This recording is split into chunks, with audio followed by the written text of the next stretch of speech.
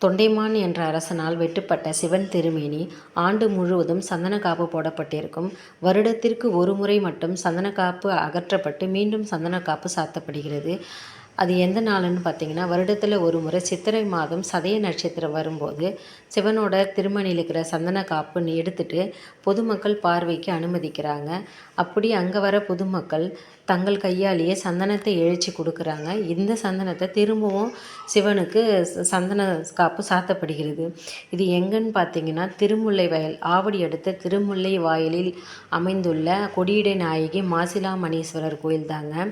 இந்த ஆண்டு பார்த்திங்கன்னா, எங்களுக்கு ஒரு சிவபக்தர் மூலமாக தெரிய வந்தது. நாங்கள் போயிருந்தோம்.